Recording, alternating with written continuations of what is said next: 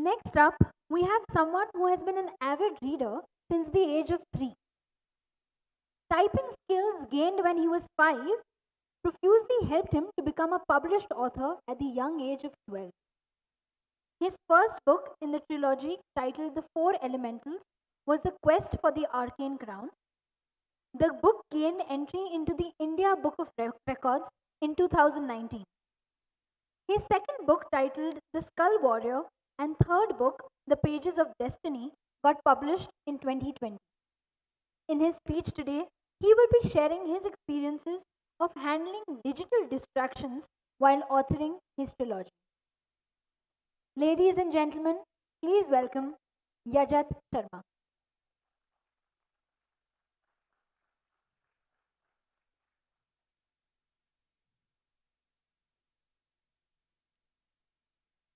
We live in a world surrounded by digital distractions.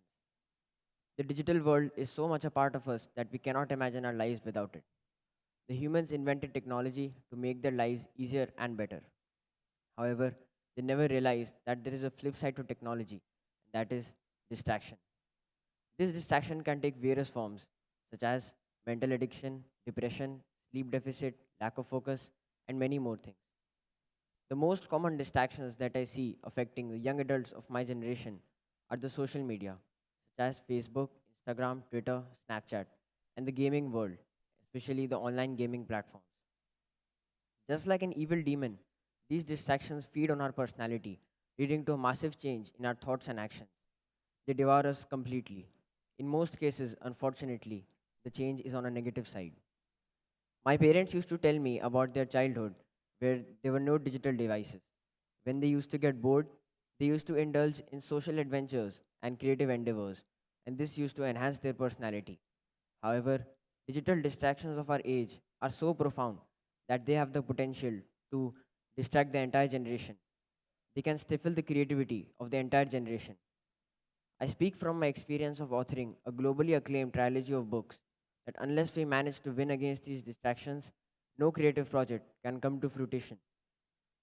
These distractions are not only killing creativity, but they are also resulting in lifestyle disorders such as obesity, mental addiction, and depression. I've shown here that the distractions are the Achilles heel of creativity. They are single handedly capable of destroying any creative project. If we want to do anything successful or creative in life, we have to make sure to defeat them first. There are scores of studies relating overuse of social media and depression. A depressed mind cannot be creative.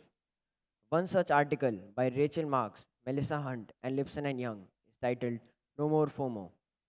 Limiting social media decreases loneliness and depression.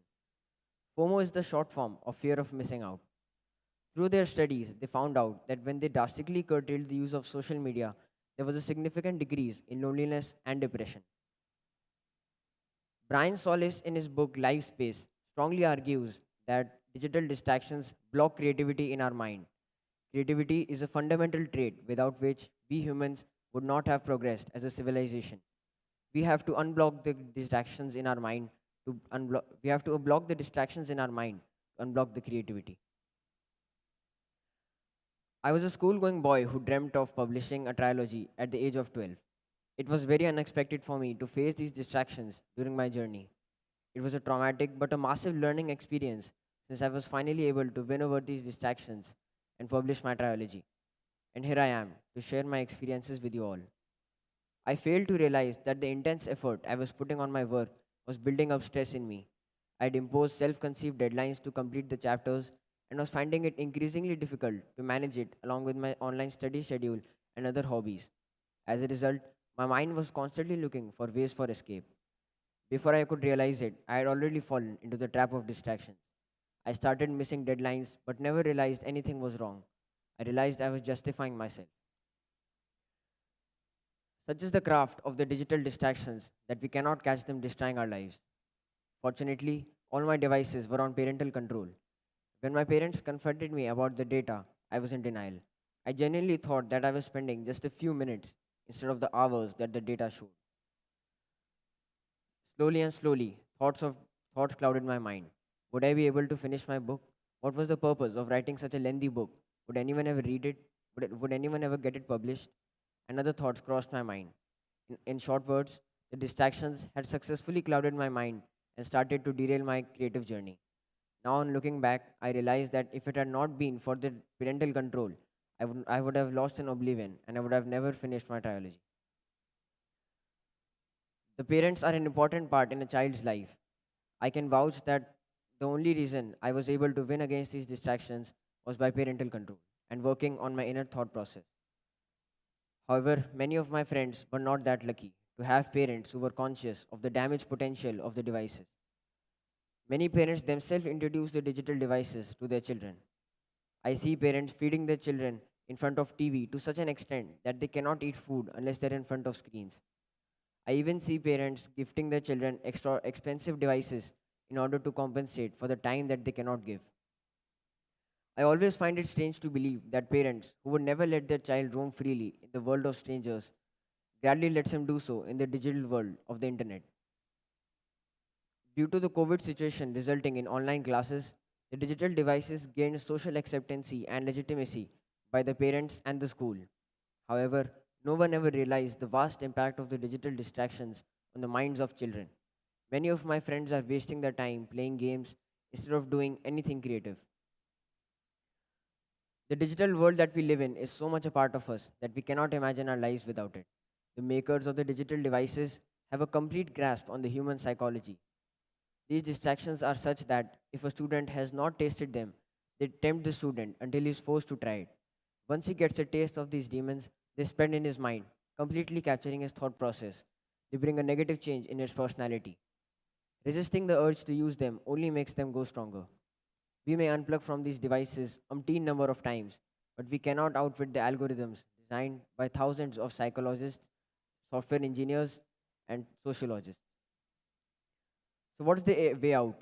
Is there a way to win against these distractions? Answer could be both yes or no. It all depends on whether we can dominate these evils or they dominate us. The fact remains that they are here to stay. We must learn how to live with them in such a way that they don't distract us and we can take use of them. I can vouch that the only solution to blocking these distractions is a goal. If we don't define a goal and if we don't work towards it with passion, we are bound to fall into the trap of distractions. The next important thing is to seek help. These distractions are such that we cannot fight them alone. It is a situation like falling in a marsh. If we fall in a marsh and if we try to get out, we are bound to sink further. We must take the help of our family and friends. Once we let these digital distractions take our lives, winning over them is a massive project which includes both the help of us and our family. Another thing is that we have to realize that we go into these distractions because of the fear of getting bored. I believe that the school and the home both have to unite to fight this problem of the distracted generation. The school and the home both have to cooperate. The school is an important stakeholder in the creative journey of a child. However, they haven't realized the adverse effect of distractions in the minds of children. Although the school keeps harping on about the importance of creativity in children, I don't think they have realized that distractions also kill creativity because the issue is still not being talked about with the intensity that it deserves.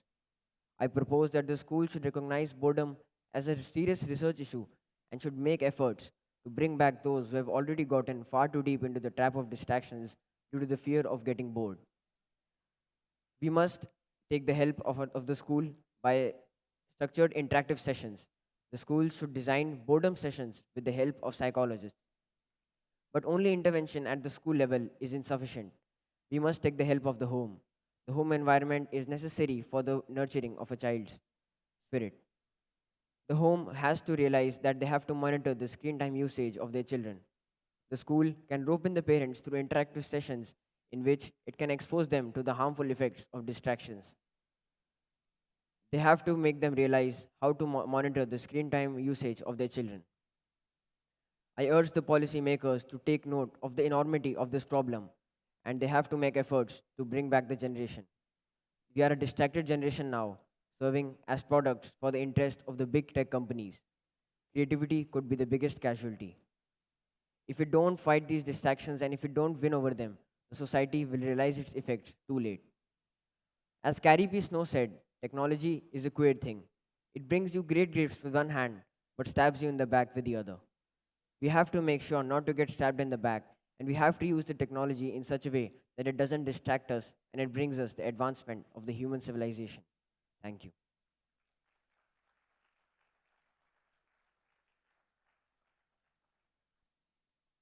Thank you so much, Yajat, for opening our eyes to a very prevalent problem today. You know, we are all living in a digital reality, and many a times while we are on our phones, we don't even know we are actually distracted by it. So, thank you so much for that. You spoke about a range of distractions and how your parents also played an instrumental role in getting you out of it. Can you tell us an instance which you realized was a case of distraction, but you were unable to realize?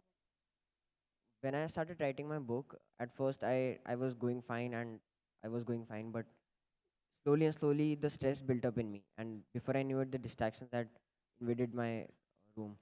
I was starting playing games, but I never realized anything was wrong because the distractions are such that they don't make anyone realize. But when I realized that I was missing the chapters and I was missing the goal completely, I realized that something was wrong, but I was still not able to pinpoint the exact reason. Fortunately, the parental control helped me and made me realize. And when I realized, both my efforts of my family and friends. That's a very important point because, when we are using our phones, we don't realize it. We need somebody else to tell us, and at that point, we'll be like, oh no, it's not a distraction. Oh no, this is just a one off thing. I'm not using it regularly. But don't be in that denial. And I think I'm guilty of it. Growing up, even I was on my phone for too long, and now I've realized the beauty beyond it.